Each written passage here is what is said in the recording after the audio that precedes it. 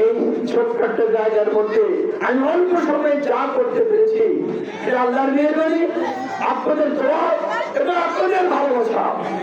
আমি সামনে নিয়াত রেখেছি, কি করতে পারবো জানি না, আল্লাহ ভালো করে জানেন।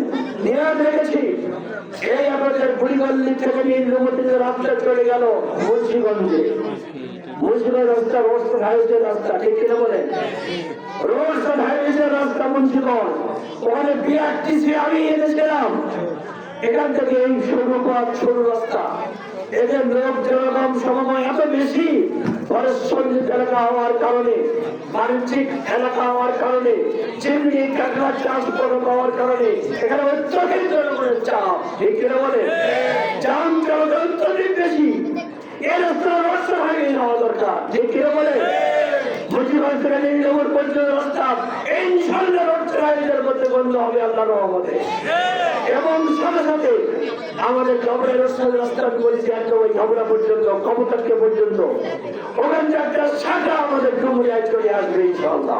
আমাদের প্ল্যান ছিল ও পাশে রোড হাইওয়েজ, একাধিক রোড হাইওয়েজ, মাঝখানে হবে ফেরি, যেমন নবীর ফেরি আমি বলছি, ওই ফেরি ফেরত ওই সময় আমার ছিল, কেউ করার লোক হয় নাই।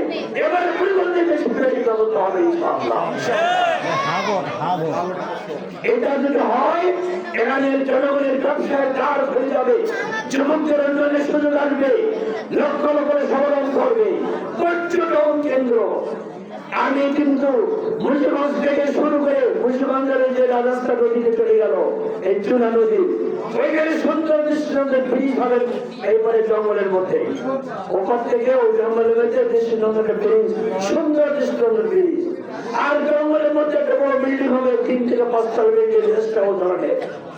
ওই বিল্ডিং থেকে শুরু করে এই যেভাবে এঁকে বেঁকে কবরটা কিছু করেছে, ওই রকম 1/2 কিলোমিটার দূরত্ব নিয়ে ওইখান থেকে এঁকে বেঁকে রাস্তা কলেরা যায় বন্ধ চলে যাবে।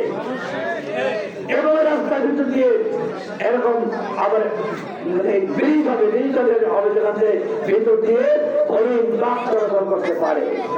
এটাকে বলে রোপওয়ে। কি বলে এটা? রোপওয়ে অনেক দেশে আছে। আর উপরে তারের বেড়া এবং ইলেকট্রিক করা হবে।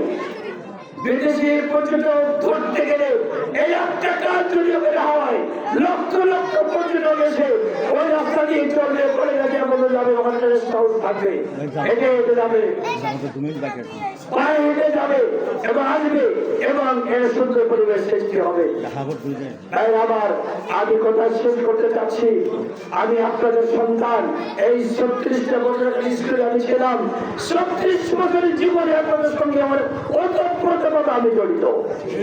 আপনাদের ভালোবাসা নিয়ে আমি আছি, যেমন আপনাদের ভালোবাসা তেমনি পরিবারের ভালোবাসা নিয়ে আমি বেঁচে আছি, উন্নয়ন করতে চাই।